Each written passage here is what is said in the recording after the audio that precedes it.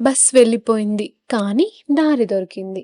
రాహుల్ రోజు లేట్‌గా లేస్తాడు. నెమ్మదిగా రెడీ అవుతాడు. అతను రెడీ అయ్యి బస్ స్టాప్‌కెళ్ళేసరికి బస్సు ఎళ్ళిపోతుంది. ప్రతిరోజు ఇదే జరుగుతుంది. అతను కోపంతో రాయితో బస్‌ని కొడతాడు. ప్రతిసారి బస్ మిస్ అవుతున్నా, కాలేజ్‌కి లేట్‌గా వెళ్తున్నా అని అనుకుంటాడు. అప్పుడు ఒక వృద్ధుడు సైకిల్ పైనొచ్చి, "ఏంటి బాబు బస్ మిస్ అయ్యావా? రా నా సైకిల్ పైన లిఫ్ట్ ఇస్తా" అంటాడు.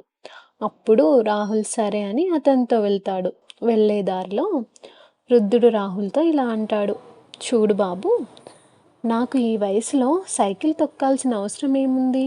కానీ నేను బలంగా ఉండడానికి తొక్కుతాను. మన లక్ష్యం చేరుకోవడానికి మనం క్రమశిక్షణతో ఉండాలి" అంటాడు. అప్పుడు రాహుల్ తనలో తానే నేను కూడా లేట్‌గా లేవడం వల్లే రోజు బస్ మిస్ అవుతున్నా, క్లాసెస్ మిస్ అవుతున్నా అని అనుకుంటాడు.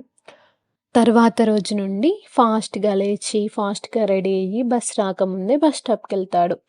టైంకి కాలేజ్‌కెళ్తాడు. మనం కూడా మన లక్ష్యాన్ని చేరుకోవాలంటే, మనం చేసే ప్రతి పని క్రమశిక్షణతో చేయాలి.